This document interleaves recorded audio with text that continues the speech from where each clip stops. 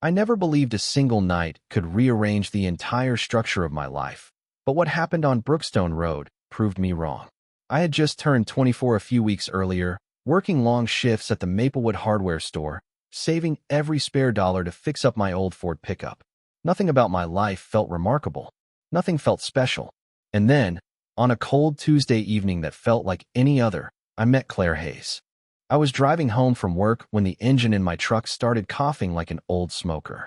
I barely made it to the shoulder before the truck died completely. I slammed the door harder than I meant to and kicked the tire, as if that would magically revive it. The sky was already dark, the streetlights flickering weakly. Maplewood Springs wasn't exactly generous with its city budget. That's when I saw the headlights approaching behind me. A silver Lexus SUV slowed down, then pulled over in front of my truck. The driver's window rolled down, and a woman leaned slightly toward me. "You okay out here?" she asked. Her voice, I felt it before I fully heard it. Calm, confident, warm, but edged with something I couldn't place. She looked mid-30s, maybe 34. Beautiful in a way that wasn't youthful or naive. More like she'd lived enough life to stop caring about anyone's expectations. Waves of dark blonde hair, sharp eyes, a presence that made me straighten up without meaning to. "My truck died," I said, shrugging like it didn't bother me, though it did. She smiled slightly. "Yeah, I heard it from the road. That thing's begging for retirement." "Well," I said, "I'm trying to convince it there's still life left." She laughed, a real laugh, not a polite one. And God, it hit me like a shock. People don't laugh like that unless they're fully in control of themselves. She parked her SUV, stepped out, and walked toward me. She wasn't dressed flashy, just jeans, boots, and a dark coat. But the way she moved made the rest of the world feel dim. She studied the hood of my truck like she'd been fixing engines for years. "Mind if I take a look?" she asked. "You fix cars?" I raised an eyebrow. "I fix a lot of things," she said with a smirk. "Cars are just easier than people." Before I could ask what she meant, she tapped the hood, nodded to herself, and pulled out her phone. "I'm calling a tow for you. They'll be here in 20 minutes. "You don't have to." "I know." She cut me off gently. "But you're stranded, and it's freezing. Let me help." I didn't argue because something about her made it hard to argue. While she spoke to the towing company, I noticed the way she stood, grounded, steady, like she wasn't scared of anything. I also noticed the ring mark on her left hand. Faint, but there. A story she didn't tell yet. When she hung up, she leaned against her Lexus, arms crossed. "So," she said, looking me over, "how old are you?" 24. She nodded approvingly. "You look younger." I replied without thinking, "You sound younger." She tilted her head, amused. "Flattery or accident?" "Accident," I admitted. "Honesty. Good." She smirked again. "Most men your age try way too hard." We talked while we waited, about Maplewood Springs, about the terrible roads, about how the town never changed. She told me her name, Claire. She worked remotely as a brand consultant. Recently divorced. No kids. I heard pain in her voice, but also strength built from surviving it. When the tow truck finally arrived, she looked at me with a softness that made my chest tighten. "Come on," she said. "I'm giving you a ride home." I didn't argue. Her SUV smelled like leather and vanilla. She drove with one hand on the wheel, relaxed, like she owned the road. When we reached my house, she didn't just drop me off. "Ethan," she said, "you're interesting. Text me if you ever need help. Or anything." She handed me her number, smiled a smile that felt like a secret, and drove away. I didn't sleep that night. And I knew. My life had just taken a turn I wasn't ready for. I didn't text Claire the next day. Not because I didn't want to. I absolutely did. But because I didn't want to look desperate. I spent the whole morning at work replaying her smile, her voice, the way she leaned against her car like every part of the world knew to make space for her. She was older, smarter, more experienced. She'd lived a whole marriage and a divorce, while I was still figuring out how to file my taxes without calling my mom. So I waited. By the afternoon, waiting felt stupid. At 3:12 p.m. exactly, I finally typed a message. "Thanks for the help last night. I owe you one." I stared at the screen for a full minute before hitting send. Her response came 30 seconds later. "Only one." Then another. "Glad you texted, Ethan." My pulse jumped so hard I had to set the phone down. She invited me for coffee that evening. Not a date, just coffee. At least that's what she called it. But something about the way she worded the invitation felt like more. If you're free, meet me at Old Mill Cafe at 7. I want to know what kind of kid drives a truck that loud. I spent the next 3 hours overthinking my outfit. I changed shirts 4 times, almost shaved twice, and finally settled for looking like myself. Clean, simple, not trying too hard. Maplewood Springs wasn't a big town, and Old Mill Cafe wasn't fancy. It smelled like cinnamon and burned espresso beans, and I'd been there enough times that the barista knew my usual. But when I walked in and saw Claire sitting by the window, legs crossed, hair falling over one shoulder, the place felt completely new. She wore a black sweater, dark jeans, and a look that was impossible to ignore. When she saw me, her lips curled into a slow, knowing smile. "I was starting to think you'd bail," she said. "I wouldn't," I told her. "Good. I like people who follow through." We ordered drinks. She got a latte, I got a black coffee, and sat across from each other. I felt like I had stepped into a life that wasn't mine, like I was pretending to be someone older, wiser, more charming than I actually was. But Claire didn't seem bothered. She studied me the same way she studied the engine of my truck, calm, thoughtful, like she saw things I didn't even know were visible. "So," she said, "tell me what you want." The question hit harder than it should have. "In life?" I asked. "In general," she said, sipping her latte without breaking eye contact. I couldn't tell if she was testing me, or if she was genuinely curious. I hesitated, searching for words. "I want to build something real. A life that feels mine, not the one people expect from me." She nodded slowly, like she understood more than I'd said. "Good answer," she murmured. "Better than the usual, I get from younger guys." "You talk to a lot of younger guys?" I asked before I thought it through. Her eyebrow lifted. "Not really. You're different." Different. I didn't know if I deserved the word, but hearing it from her made something warm settle in my chest. We talked for over an hour. She told me bits about her divorce, nothing dramatic, but honest. Her ex had been controlling, jealous, the kind of man who saw independence as a threat. She said the relationship suffocated her long before it officially ended. She didn't describe herself as broken, more like she was rebuilding, piece by piece. "I'm learning to choose things because I want them," she said, "not because they're safe." "Is that why you asked me to meet you?" I asked. She looked at me for a long moment. "Yes," she whispered. "Exactly why." Something shifted in the air. Subtle, but undeniable. Her knee brushed mine under the table, and neither of us moved away. At 8:30, the cafe started closing. We stepped outside into the cool night, standing closer than two people who'd only met twice should. "I had a good time," she said. "Me too." She tucked a strand of hair behind her ear. "Text me tomorrow, if you want to." "I will," I said without hesitation. She smiled again, soft, warm, dangerous in a way I wasn't prepared for, and walked to her SUV. I watched her drive away, and for the first time in my life, I knew something big was coming. Something I couldn't stop even if I tried. I texted her the next day at noon. Not too early, not too late. Just enough to pretend I had a normal, functioning routine and wasn't pacing around waiting for her name to pop up on my screen. "Me. Hope your morning isn't too chaotic. Claire. Chaos is my normal. But I don't mind it today." "Me. Why today?" "Claire. Because you texted." I must have reread that message 10 times. It wasn't flirty, not exactly. But it landed in a place inside me I didn't know was empty until she filled it. By late afternoon, she invited me over. Not to a date. Not to dinner. To help her move a shelf. At least that's how she phrased it, like she needed the excuse to justify my presence in her home. I said yes before she even finished typing. Her house was on the quiet side of Maplewood Springs, small, tidy, older, but cared for. The porch light was already on, even though the sun hadn't fully set yet. When she opened the door, she wasn't dressed up. No makeup.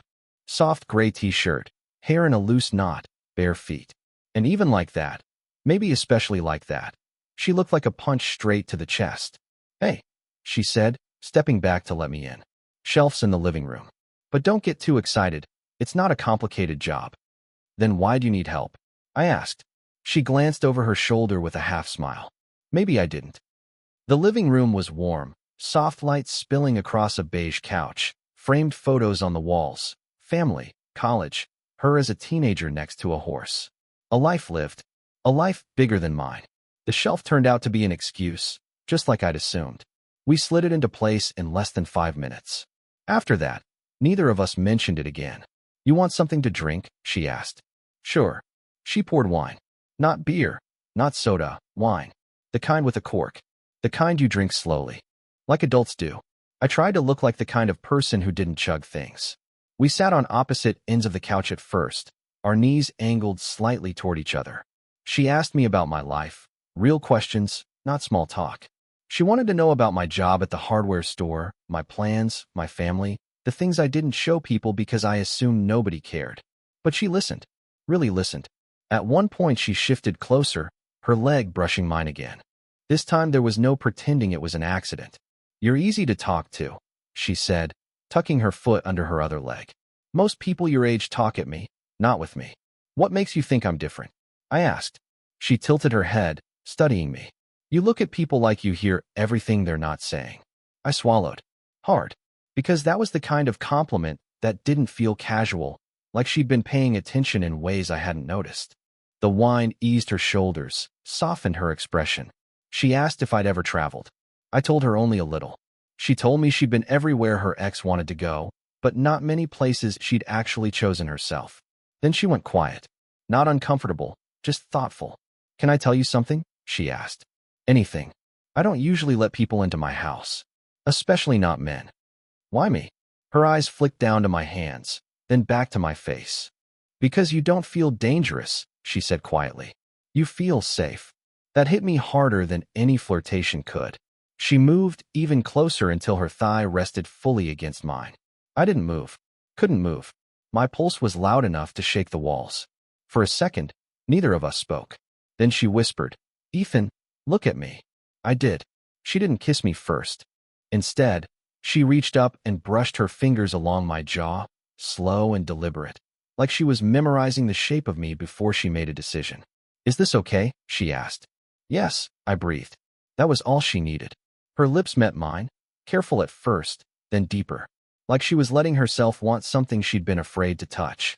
I kissed her back with every piece of restraint I had, scared to rush, scared to ruin the moment. When she finally pulled back, she rested her forehead against mine. This is complicated, she whispered. I don't care. She let out a breath that sounded like surrender. Stay a little longer, she said. And I did. Long enough to know that whatever was happening between us wasn't small. Long enough to know I wasn't walking away from her anytime soon. I didn't sleep much that night. Not because anything more happened. We didn't go further than kissing, but because my mind wouldn't shut off. I kept replaying every second. The way her fingers traced my jaw, the soft pressure of her lips, the quiet hitch in her breath when she leaned into me. It felt unreal, like I'd stepped into someone else's story. The next morning, I woke up way earlier than usual. I checked my phone before I even sat up in bed. No message from her yet. I told myself she was busy. Older, career, obligations, real-life stuff. I tried not to look too often, but every 20 minutes or so my self-control failed. She finally texted at 10:41 a.m. Claire, last night. I'm still thinking about it. Me too. Claire, meet me for lunch. I didn't even pretend to hesitate. We met at a small diner on the edge of town. One of those places where everyone knows everyone and secrets don't stay secret long. When she walked in, wearing a soft cream blouse and jeans that looked almost too good on her, I forgot how to breathe. She slid into the booth across from me, cheeks a little flushed. This feels weird, she admitted. Good weird. But weird. Because of the age thing? I asked. Partly. And because I'm not used to wanting to see someone 2 days in a row. She smiled. You're throwing off my balance. I didn't know how to respond to that without sounding like a teenager, so I just said, I'm glad you're here. We ordered food, burgers and fries, nothing fancy, but we barely touched it. We talked instead. About her job at the nonprofit organization, about how she hated early meetings, about how she loved thunderstorms but hated the sound of ticking clocks. I told her things I normally kept private, stuff about my dad's constant criticism, about feeling stuck in a town that felt too small for me, but too big at the same time. She listened. She always listened. At one point, her foot brushed mine under the table, and she didn't pull away. The warmth of that tiny touch spread through me like electricity. Can I see you again tonight? I asked before my brain caught up with my mouth. She looked down at her napkin, then at me. Yes, she said softly. You can. That night, she invited me over again, but not with excuses this time. Just come, she wrote. No reason. Her house felt different this time. Familiar, but also charged with this quiet, humming anticipation. She met me at the door without shoes, wearing a charcoal sweater that slid off one shoulder in a way that made my pulse jump. We curled up on the couch, legs touching, sharing a blanket even though the room wasn't cold. She rested her head lightly on my shoulder, and I swear I almost forgot how to breathe. You're making this too easy, she said quietly. Making what easy? Letting you in. I turned toward her, and she lifted her head, her eyes warm but cautious. I'm not someone who opens up quickly, she said. I built walls for a reason. After my marriage ended, I promised myself I'd never be that exposed again. You're not exposing anything you don't want to, I told her gently. That's the problem. She brushed her thumb along my wrist. With you? I want to. The honesty in her voice made my chest tighten. I moved my hand to hers, slowly intertwining our fingers. She didn't pull away.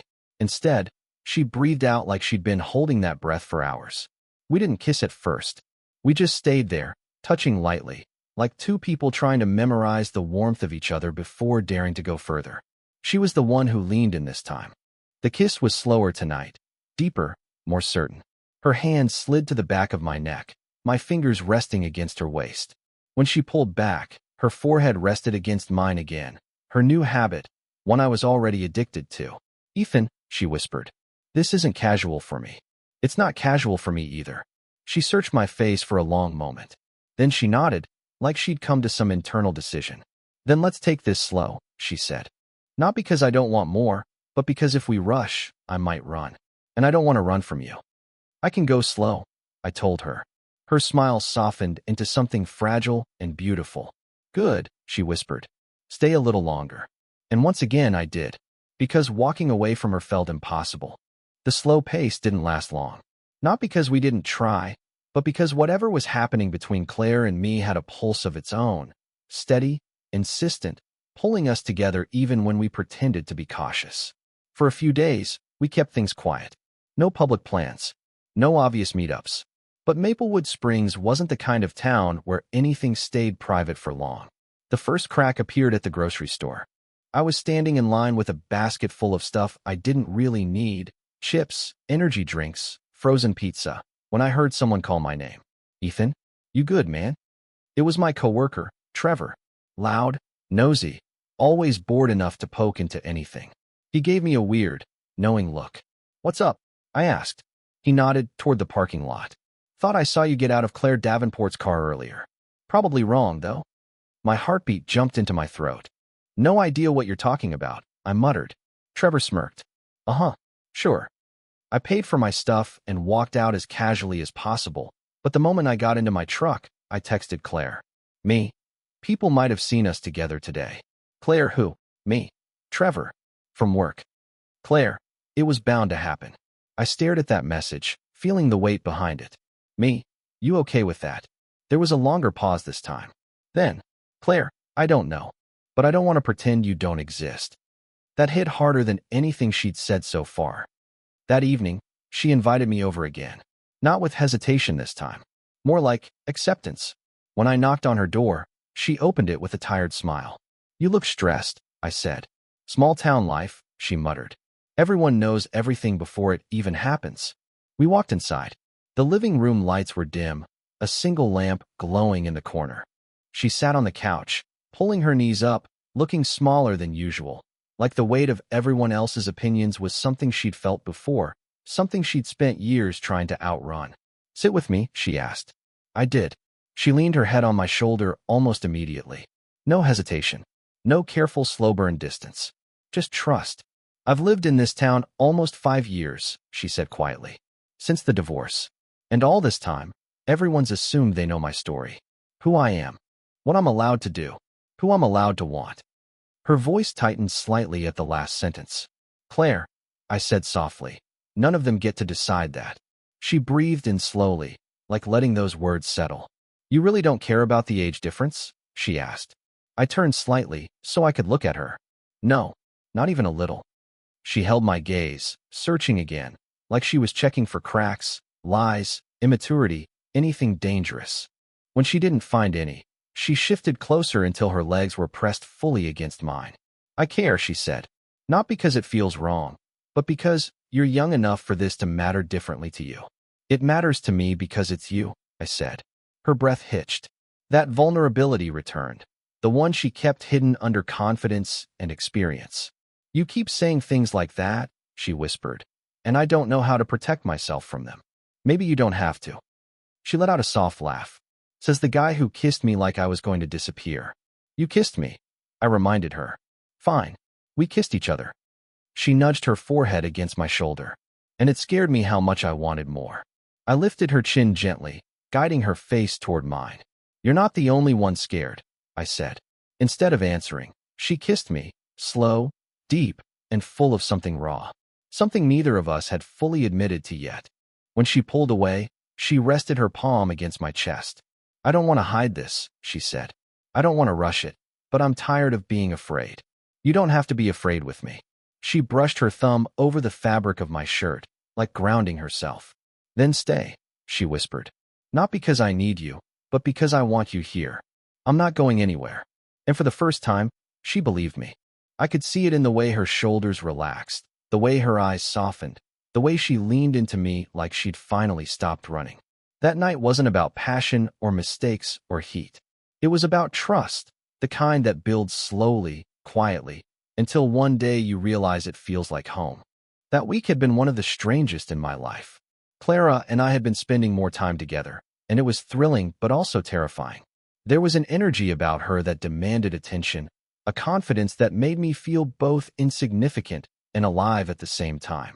I'd never met someone who could make me feel so small in one moment and so important in the next. It started on a Wednesday evening. I was at the coffee shop where Clara liked to write in her notebook, surrounded by stacks of books and the smell of roasted beans.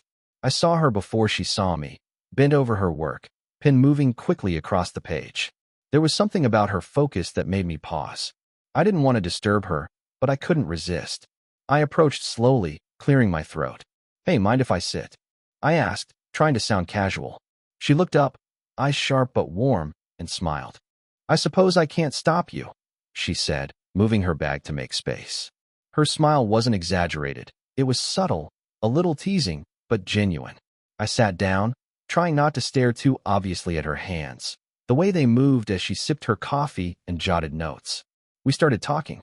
At first, it was about nothing: books, the weather, a local music festival coming up. But then it shifted. Clara asked me about my dreams, what I wanted out of life, and I found myself answering honestly in ways I rarely did with anyone. She listened, really listened, and then shared pieces of herself, stories about her work in marketing, her travel adventures, even some personal regrets. I was captivated, hanging on to every word, realizing that this was more than small talk. This was a connection forming, one that felt electric and a little dangerous. That night, we ended up walking through the quiet streets of the town together, the air crisp and fragrant with spring blooms. I was nervous, unsure of how to act around someone so confident, so worldly. But she made it easy, guiding the conversation, laughing at my awkward jokes, teasing me gently about being too serious sometimes. I realized then that Clara had a way of bringing out parts of me I didn't always show, the daring, reckless side that usually stayed hidden. The next few days were a whirlwind. Clara invited me to a small wine tasting at a boutique vineyard just outside town. I'd never done anything like it, and I wasn't sure if I'd fit in with her friends, but she insisted I come. At the vineyard, I watched her in her element, charming people effortlessly, her laugh contagious, her gaze magnetic. I felt a surge of pride just being there with her, but also a twinge of insecurity. Could someone like me, younger and less experienced, really belong in her world? She noticed the way I hesitated, reaching for my hand as we walked among the vines. Relax, Ethan, she whispered, her voice soft but commanding. You're exactly where you're supposed to be. I nodded, feeling some of the tension drain away, realizing that she had a rare ability to make me feel grounded, even amidst uncertainty. By the time we drove back to town, the sun had dipped below the horizon, painting the sky in streaks of purple and gold. I felt an overwhelming mix of emotions: excitement, nervousness, admiration, and desire.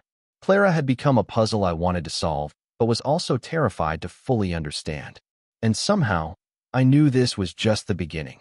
Our story was only starting, and the next chapters would be unpredictable, thrilling, and maybe even life-changing. That night, I lay in bed replaying every word, every glance, every laugh. I was caught between fear and longing, and I realized that for the first time, someone had truly captivated me, not just physically, but entirely. Clara had a hold on me, and I wasn't sure I wanted it back. It was a Friday night when Clara surprised me with a plan I didn't see coming. We were going on a drive to the cliffs outside town, an old spot she claimed had the best view of the river at night. I hesitated at first. I'm not exactly the adventurous type, but her energy was contagious, and somehow, saying no felt impossible. The drive was quiet at first. The streets of our small town passed by under dim streetlights, familiar, yet suddenly more enchanting with her beside me. I kept sneaking glances at her, trying to memorize every detail. The way moonlight danced in her hair, the subtle curve of her smile. She caught me staring once and smirked, teasing me silently, and I felt my pulse quicken. When we reached the cliffs, the view took my breath away. Below, the town's lights shimmered across the river like a scattering of tiny stars. Clara stepped to the edge, arms open, laughing as the wind whipped through her hair. "You have to feel this," she said softly. I moved closer, letting the cold breeze fill my lungs, realizing that this was a moment I would never forget. We talked for hours. At first, it was casual, books, music, work, but soon it became deeper. I told her about my insecurities, my fears about the future, and she shared her own stories, past heartbreaks, life lessons, adventures that shaped her. She listened patiently, never judging, always encouraging me to be honest. That night, I understood that my attraction to her went far beyond physical. I was captivated by her mind, her courage, her essence. Somewhere in the night, she took my hand. A small gesture, but it sent a shiver through me. "You know," she whispered, "sometimes people come into your life not to fix things, but to help you grow. You do that for me." I wanted to respond with something clever or profound, but I simply squeezed her hand back, letting her words sink in. The drive back was quiet, but I stole glances at her constantly. I realized I had never felt such a mix of excitement and calm with anyone before. By the time we got home, the dawn was approaching. I wanted to hold on to that night forever. Clara had become more than a fascination. She had become a presence I didn't want to live without. The weeks that followed were a whirlwind of new experiences. Clara introduced me to parts of her life I'd never imagined. Gallery openings, late-night diner visits, and small-town adventures. Our age difference sparked playful teasing. She'd call me impulsive. I'd mock her overthinking. But beneath it all, there was trust and respect growing between us. One evening, she took me to a gallery downtown. I felt out of place at first, but watching her move through the crowd, introducing me to her friends and colleagues with ease, I began to relax. She had a way of making me feel included, important. When she pulled me aside and whispered, "You belong here too," I felt something shift inside me. After the gallery, we went to a small diner. We laughed over milkshakes, shared stories about our pasts, and slowly revealed more of ourselves. I told her about my awkward teenage years and my first jobs. She laughed at the right moments and squeezed my hand across the table. "Everyone's awkward," she said softly. "It's part of what makes life interesting." The subtle gestures, touches, glances, inside jokes became meaningful. I realized love isn't always grand. It's quiet, steady, and persistent. By the time we walked back to her car, holding hands under the night sky, I felt a warmth I couldn't describe. Clara had become a mirror and a guide, challenging me while grounding me. Winter brought a quiet rhythm to our relationship. Snow blanketed the town, and we spent more time inside, wrapped in blankets and sipping coffee. Clara surprised me with tickets to a small theater performance. We sat together in the dimly lit auditorium, shoulders brushing, whispering commentary. Watching her face light up with wonder, I realized I loved not just her presence, but her curiosity and passion. Afterward, we walked along frosted streets, sharing our thoughts and fears. I admitted my anxieties about commitment, and she listened, gently reminding me that vulnerability is a strength. The weeks that followed weren't perfect, Work stress and old insecurities crept in. But we faced them together, learning patience, compromise, and the kind of love that grows through challenges. By the first real snowfall, I felt the depth of our bond. Clara had changed me, made me more open, more daring, more willing to embrace life. And she, in turn, trusted me, letting me into her world despite our differences. I understood that our connection was rare and worth protecting. Spring arrived, and with it, clarity. Our small town had become a canvas of shared memories. Clara suggested a picnic at the cliffs by the river, the same place we had our first unforgettable night. The sun warmed our backs as we unpacked sandwiches, laughing at our clumsy preparations. We spoke about the future, fears, hopes, dreams. I admitted lingering doubts about commitment, and she reminded me that love is a choice, a daily act of courage. Sitting by the river, she leaned her head on my shoulder. I felt a peace I had never known. Our relationship had weathered storms, uncertainties, and differences. It had grown into something enduring. As the sun set, painting the sky in gold and violet, I realized love isn't about perfection. It's about showing up, being present, and embracing vulnerability. Clara had taught me that, and I knew I had found something rare, a bond that challenged, inspired, and completed me. That night, I fell asleep certain that our story was only beginning, and for the first time, I was ready for whatever came next, as long as it was with her. It was a Friday night when Clara called me with a plan that made my heart skip a beat. "Ethan," she said, "let's take a drive. I know a place where the river glows under the moon. You'll see what I mean." I hesitated. Night drives weren't exactly my thing. But there was that spark in her voice, that confidence, that made me feel like I had no choice but to say yes. We drove in silence at first. The streets of our small town were mostly empty, with only the occasional car passing. The hum of the engine and the faint crackle of the radio filled the quiet, but my mind was focused entirely on Clara. I kept stealing glances at her. The way her eyes caught the streetlights, the gentle curve of her smile, the way she absent-mindedly twirled a strand of hair around her finger. There was something almost hypnotic about her presence. When we reached the cliffs overlooking the river, the view was breathtaking. Below, the town sparkled like scattered gems, and the river reflected the moonlight in silvery streaks. Clara stepped to the edge, arms wide, letting the wind whip through her hair. "You have to feel this," she said softly, her voice almost drowned by the gusts. I joined her, feeling my chest tighten, my breath caught between awe and something deeper, an emotion I couldn't yet name. We talked for hours. At first, it was small talk, music, local news, favorite books, but soon it deepened. I found myself confessing my insecurities, fears about the future, my uncertainty about love. And she listened, really listened. Then she shared parts of herself I hadn't expected, heartbreaks that shaped her, the loneliness of past choices, the lessons learned from life's hard knocks. Her voice carried wisdom, warmth, and just a touch of mischief, and I felt like I was being led into a world few people ever got to see. Somewhere between the stars and the river, she took my hand. A small gesture, but it sent a jolt through me. "You know," she whispered, "sometimes people come into your life not to fix things, but to help you grow. You do that for me."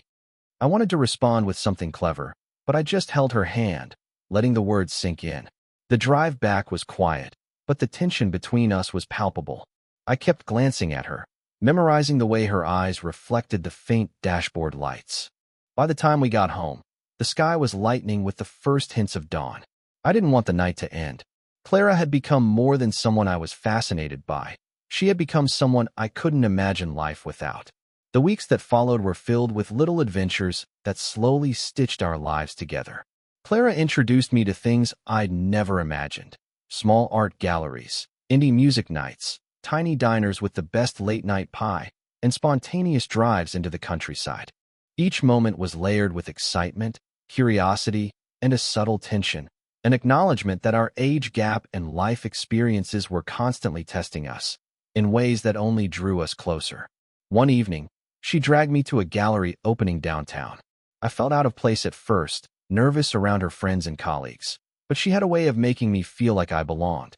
She floated through the crowd, introducing me with ease, her laugh filling the spaces between people. Watching her interact, I felt a pang of awe. Clara wasn't just magnetic. She was a force of nature, and I was helplessly drawn into her orbit. Halfway through, she pulled me aside. "You belong here too," she whispered, brushing a strand of hair from my forehead.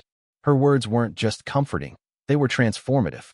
Suddenly, I felt seen, accepted, even elevated in a space I had previously felt unsure of. After the gallery, we ended up at a late-night diner. The place was cozy, the smell of coffee and fries filling the air. We shared milkshakes and fries, laughing over stories from our pasts, awkward teenage years, ridiculous first jobs, embarrassing dating mishaps. Clara laughed easily, her eyes sparkling, and then reached across the table to squeeze my hand. "Everyone's awkward," she said softly. "It's what makes life human." Our subtle interactions began to carry weight. A touch on the shoulder, a glance that lingered longer than necessary, inside jokes that only we could understand. I realized love wasn't always grand or dramatic. It was in consistency, presence, and vulnerability. By the time she walked me to my car, holding hands under the night sky, I felt a warmth and safety I hadn't known existed. Clara had become both a mirror and a guide, challenging me while grounding me simultaneously. Winter came, quiet and reflective. Snow blanketed the town, turning streets into sparkling, empty canvases. Clara and I spent most of our days inside, sipping coffee, reading, and talking late into the night. Small gestures, the brush of her hand, the leaning of her head on my shoulder, carried new meaning. Every touch, glance, and laugh was layered with intimacy. She surprised me with tickets to a theater performance in a neighboring city. I had never done anything like it, but watching her immerse herself in the performance, laughing softly and whispering observations, I realized I was falling for her in ways I hadn't anticipated. Her curiosity, passion, and enthusiasm were intoxicating. Afterward, we wandered through quiet streets dusted with snow. I admitted my fears about commitment and being enough for her. She listened with patience, her eyes gentle yet piercing. "Vulnerability isn't weakness," she said softly. "It's the bridge that lets someone truly in." I understood that night that love was not about perfection. It was about the courage to be honest, flawed, and fully present. Life continued testing us. Work stress, lingering insecurities, occasional arguments. But we navigated it together. Our relationship had grown strong, resilient, and deep. Clara had changed me, taught me to embrace life fully, to take risks, and to be present.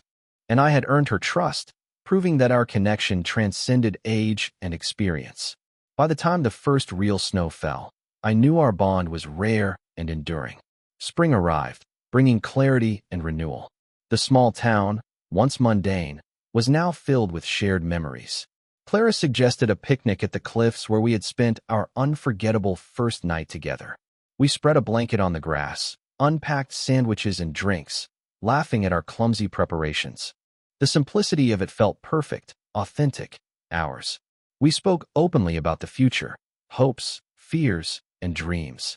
I admitted lingering doubts about commitment, and she reminded me that love is a choice, a daily act of courage. Sitting together by the river, she rested her head on my shoulder, and I felt a serenity I had never known. Our relationship had weathered challenges, doubts, and insecurities, and emerged strong, grounded, and deeply connected. As the sun dipped low, casting golden light across the river, I realized love isn't about perfection or absence of challenges. It's about showing up, embracing vulnerability, and choosing someone each day. Clara had taught me that. In her presence, I felt inspired, grounded, and complete. That night, I drifted to sleep knowing our story was only beginning, and for the first time, I was ready for whatever came next, as long as she was with me.